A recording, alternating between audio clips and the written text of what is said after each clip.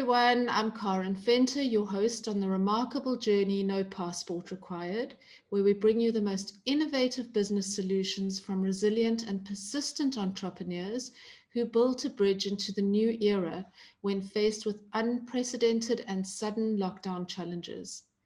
Every episode is an interview with a new business owner who will be sharing what they did to successfully navigate their journey through this time and how they overcame the enormous hurdles they faced. This series is dedicated to you, the determined entrepreneur. But first, a quick message from our sponsor. This episode of The Remarkable Journey, No Passport Required, is brought to you by the Revenue Breakthrough Shift. Do you feel that you have an amazing business that you believe in with everything inside you, but it's just not bringing in the kind of money you know it has the potential to make and the kind of money you need it to make?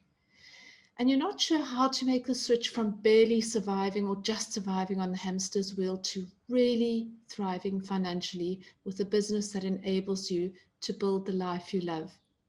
Imagine the relief of not having to figure it out on your own, not wasting time and money trying things that aren't effective, but instead having the steps that you need to achieve all of that already mapped out for you. The Revenue Breakthrough Shift is designed to accelerate revenue growth in your business and to help you explore new ideas and new ways of doing things to enable your business to remain relevant and thriving. Our 14-week online program provides you with a roadmap and personal support on the journey to strengthening your financial position and creating financial security in your business so that you can have the life you love and the life that your business was meant to provide for you and your family. We have an amazing guest today, and I'm very excited about her, Zoe Tsoukotas. Zoe, partner in Zoe's chocolate company, has been phenomenally successful in directing the growth and development of the business. Loving the family chocolate business since she was a child, being a chocolatier runs in her blood. Amazing. After working in DC for some time, she, along with her brother, decided to move back to Pennsylvania and begin Zoe's chocolate company. She's had amazing opportunities while working at Zoe's Chocolate, such as the ability to travel, to visit cocoa farms, learn beekeeping, and provide her family's chocolates to some of Hollywood's stars. Yay, Zoe. Welcome to the show, Zoe. I am really Hi, excited to have you. thank you for having me. I appreciate it. My pleasure, and so excited to hear more. I mean, who doesn't love chocolate and who doesn't want to hear about a journey that involves chocolate? Um, Right. so I can almost smell chocolate while we're talking. So, Zoe, let's get started. And I'd love to hear about your journey into this world. I know that it's kind of based around your family, and I love the idea that the whole family is involved. It's such a beautiful concept, although I'm sure sometimes it can also have its own challenges. Um, but it's a beautifully creative business that you can all be involved with. So please, would you share with the audience how your journey into this world of chocolate began and how that became a family passion and business? Of course. So actually I grew up in the family business. My dad used to manufacture chocolates since we were little. So it wasn't something that was unfamiliar to us. I mean, we loved, the holidays and the fun that was involved. I mean, what child wouldn't want to grow up in chocolate company? So kids in a candy store for sure. And I guess, my dad learned from my mom's side of the family. My mom's family was from Greece and they immigrated to the United States, and they began making chocolates. So my dad slowly learned. My dad loved food, still loves food. And it was just something that he had a natural talent for. And then I guess in the early 2000, my older brother and I, Poncelis, we were living in DC. We had finished our studies, and we were working in the city. And our father lost his job. The company he was manufacturing for realized that hand making chocolate is very expensive and difficult, and wanted to just move in another direction. Um, so I think that was a tough point, for us, because it was something that was so dear to us and so close to us that we didn't want that tradition to die. So in, I guess, 2007, we moved back to our parents' house and decided, at 24 years old, I think sometimes the risks are a little bit lower. You're just getting used to your job anyway. So it was kind of like, well, why not? Let's give it a shot. And then here we are 14 years later. Wow, amazing. 14 years is a long time. Yes. And the early days in your business, what was that like for you? I mean, you were young at 24, that's young, Yeah. starting a business. I guess today it's not that young. People start businesses at all ages, but Right. it is young to start a business. And how was that for you in the early days? Um, it was really difficult. I mean, as anybody opening a business, I think the obvious challenges of financing it, and I think it was at a time where things were really changing in the chocolate industry, and we really wanted to do something different. So we wanted to do something very different than what our dad had done for so long. So we wanted to step outside of the box. And I think it took us about a year to kind of get our bearings and kind of realize which direction we wanted to go in. So it was tough. It was certainly tough, but I'm thankful that, my mom and dad helped us and supported us the whole way through. So And Zoe, how is it working all together as a family? Do you think it's kind of brought the family very close together? Because obviously you were a close family anyway to start off with, but how is right. that and the dynamic of working together with your family? It's funny because a lot of people, when I tell them I work with my siblings, they're like, "Well, I would have killed my siblings." But um, we were always very close, and Petros is our youngest brother, and it was, we had moved off to college when he was still in his teenage years, and we missed a chunk of that. So it was actually really nice being able to go home, and kind of be forced into a scenario where we're all together all the time. Um, and I mean, it's like any family, nobody's perfect, and we obviously fight and we argue. But for us, I think we have this amazing balance, and then there's three of us. So, there's always, if one person doesn't agree with the other person, then there's somebody that's just going to even it out. And I'm very fortunate that both of my brothers, and obviously my parents, are just amazing to work with. We all have our strengths and weaknesses, and it took us a little bit of time to figure out where we fit in the business. So we're not on top of each other, and we are each held accountable for our own jobs. And I think that respecting each other and supporting each other and all having a common goal is really what allows us to do what we're doing. So yeah, I mean, there are definitely challenges, but I wouldn't choose to be with anybody else but them. I really love that, and what you brought up about having a common goal, and really everything that you've just discussed is really important. But I just wanted to highlight that having a common goal in business when you're working with partners, and even when you have a team who are working for you, is so Right. important that you're all on the same page and all kind of working towards the same thing. And I really love that you have that respect for each other, that you can iron things out, and the fact that you say that you have balance. This is so important. It's not always easy working with other people, let alone family, but Right.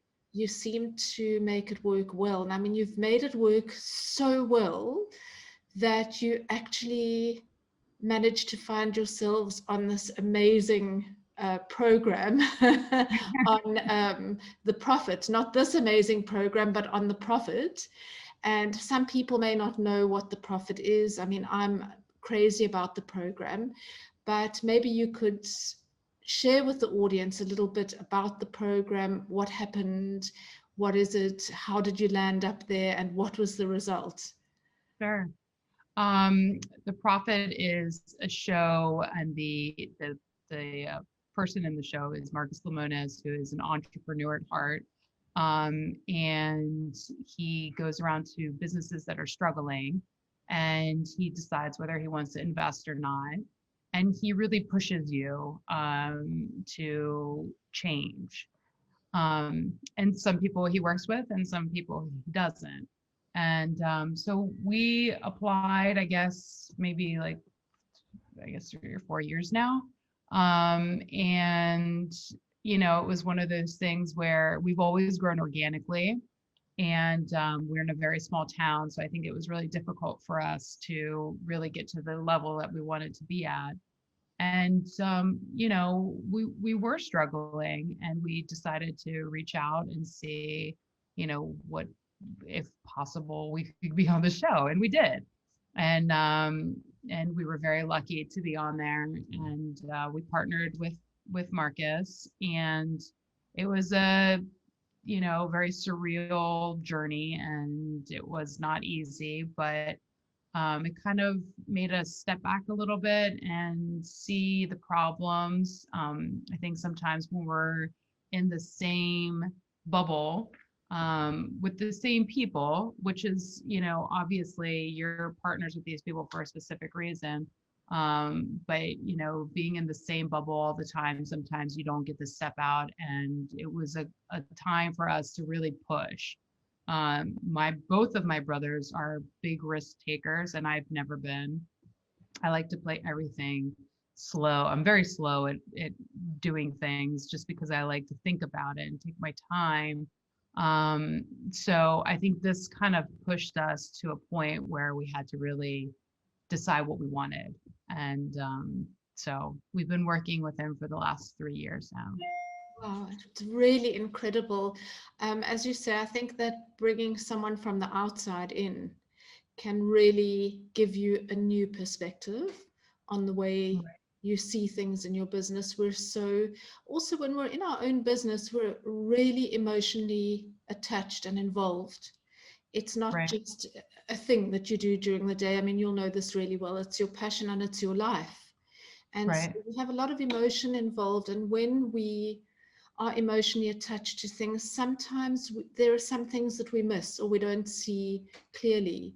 So I can imagine that, aside from the fact that he is a brilliant business person, um, and just understands business from every angle, I think that it's so valuable to have somebody from the outside come in and point out some things that you may have missed along the right, way.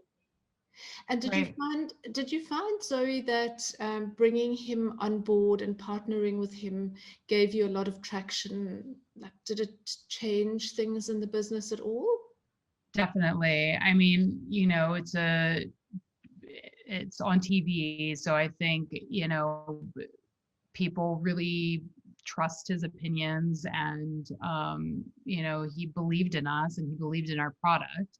And like you said, you're very emotional in a business, and there's something very much attached to you. But I think I've always thought we had an amazing product, and I wanted it to get out there, and I think that helped us really get our name out. And it definitely helped as far as becoming more visible. Fantastic, really awesome. And if you think back, if we change the subject just slightly, and you think back to anything that you've been through that was difficult in the business? Any pitfalls, anything that you've done that really was a big lesson or a big aha moment for you? Um, I mean, there's definitely things that I look back at and I say, oh, I could have done that better. Nothing that was like super detrimental to the company, but there's certain things where we lost some accounts because, we tend to stretch ourselves thin. And I think it's like a catch-22 where you need money to make money, but you also need people and you don't have the money to have that kind of support. So it was a time where, we were doing a lot of things ourselves and it was physically impossible. So we did see some problems with that, definitely. Yeah, there are always growing pains in a business, and I think that the important thing is that we take the lessons out of all of those growing pains instead of, we don't get stuck in it. We just say, okay, I made that mistake. I should do it a little differently next time. I think that Right. is something that we have to bear in mind when we're in business. Things change, and the way we're doing things sometimes needs to change. Sometimes it's not working, and there's no shame in changing the way we're doing things or looking at different strategies. And then the big talking about different strategies, the big question is, over the past year, of course, a lot has changed around us. And what is it, if anything, that you have done in your business to kind of remain relevant, or have you pivoted in any way? I mean, chocolate is always, let's face it, it's always going to be relevant. So it could be the way that, your distribution model may have changed. Or was there anything in your business that changed over the last year in response to the changing environment? Yes. First and foremost, I'm just grateful that, we're still here and healthy and able to continue what we truly love doing. But everything changed to online, and we had to be, pushing more with newsletters. And I mean, I think it was we were by ourselves because we didn't have the employees and we didn't have any of our team in the beginning. So it was definitely very challenging on us, until we kind of understood what was happening. We kept our dad away, and it was just the three of us made kind of like a pact to just, that's it. Um, and it was, kind of streamlining things and figuring out, we've discussed inventory and how to cut back on certain things that are unnecessary. And I think that was kind of the approach we took in the beginning, because I think it was a very scary time of what was going to happen. And then as we began to become a little bit more comfortable, we realized that we really had to work more with our social media and our online presence, and being a little bit more available, not socially, but like online wise, than we were before.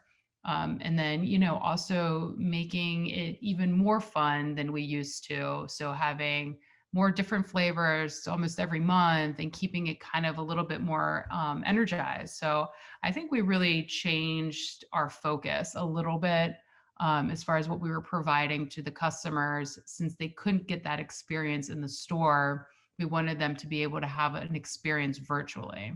Fantastic. And how have they responded to that? We had a great response. I mean, I'm thankful that, our customers supported us as we went through, a very difficult year. But I think people really appreciated being able to continue to experience something, virtually, as opposed to in store. Awesome, Zoe. So well done on managing to do that. And if you had to give other entrepreneurs advice based on your own experience over the past year, or even the past 14 years, what would that be? Like something, some action steps that they could implement right now, immediately? Um, I definitely think that people need some sort of connection to a business. Um, you know, I think having a story that makes people feel part of something has been always helpful for us as we started and as we grow. We take our time with every customer, even if they're not buying something.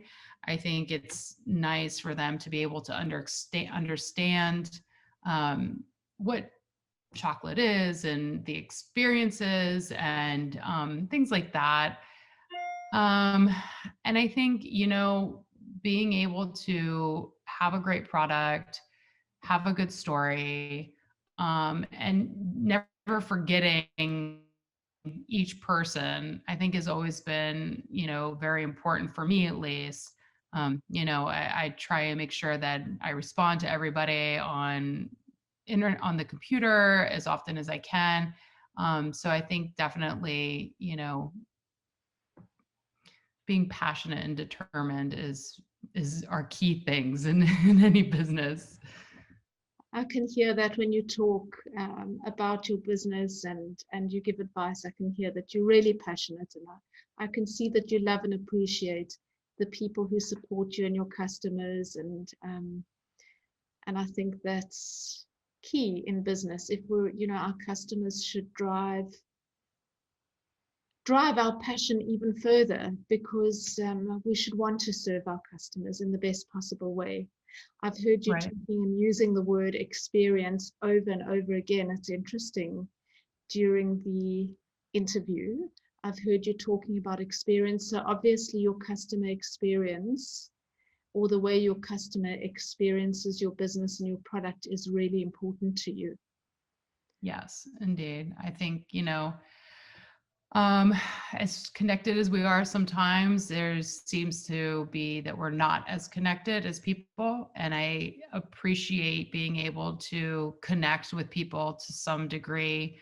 And we are in the chocolate business and our job is to make people happy. So, we appreciate people being able to be able to spread that happiness. So, Yeah, it's a really wonderful business, actually. It's a really happy business. It's a feel good business where you know that your customers are always going to feel good when they experience your product. So it's really wonderful. Yeah. It's a big pick me up chocolate for, right. for everybody. Is there anybody who doesn't like chocolate? And if there's, what's wrong with them? I've said that a million times. I've heard a few people in the last 14 years or so that have said, I don't really like chocolate. I'm like, well, then you should be working here because it would cut down on how much is consumed. Imagine, I think that would be a daily temptation. Imagine smelling it all the time. But I guess your dad is, are you all together now, kind of in one location again? Yes, Okay. yes. We're all together. We obviously take all the precautions that is necessary, and so we're definitely all together. And you know, our parents make us lunch, so we go home for lunch, and Oh, beautiful. You see, there are it works benefits out to completely. big benefits to working with family. And so before we end Right. off, just one last thing I want to ask you. Any special moments in the business that you'd like to share with us? Anything that was a really proud moment for you, a moment where you felt like you'd had such an amazing achievement? Anything that you'd like to share?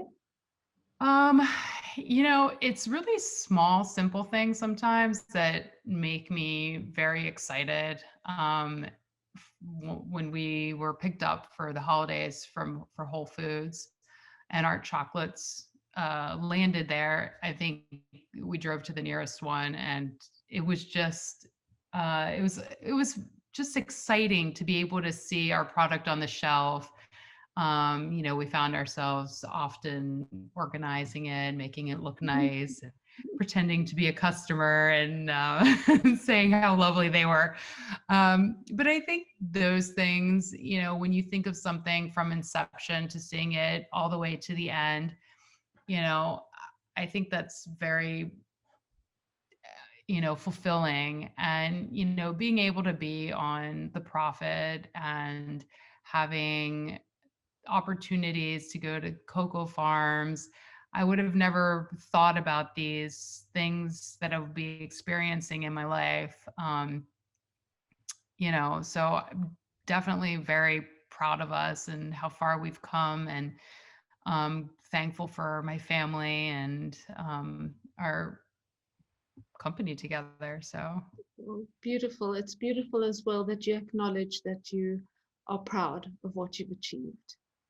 thank you. Yeah, you need to acknowledge that. Sometimes we are too modest about our achievements. There are days I think we need to just remind ourselves. We have tough days and then we have to remind ourselves. So I think it's important that you feel proud of your achievement, because I think it's really something incredible. I heard you mention Whole Foods. So that brings me to the very last question, which is, where can people find your chocolates? Um, you obviously online at zoeschocolate.com. And we are in a number of small stores throughout the US, a lot of boutique stores, cheese shops, wineries, wine shops. But to get the entire full array of our products, it's online. And then we also have 2 stores, one in Maryland and one in Pennsylvania as well. Okay, amazing. And the big stores, I know that you're in Whole Foods. We're not in Whole Foods anymore. You're not. Right. But we do products for like Williams-Sonoma during the holidays.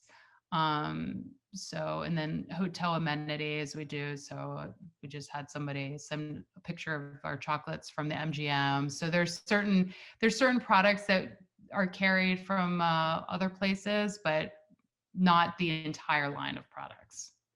Awesome. Okay, awesome. Zoe, so awesome. And I wish it was closer to you and I could order some of your products. I do. This is the only thing when I'm talking to people who produce all these yummy foods and I can't taste them. I Thank you know so that's much. not fair.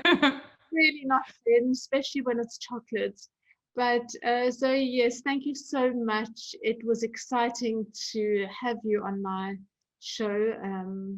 Thank you. I appreciate And it. I'm so pleased that you agreed to be here, and it was exciting to hear about your journey.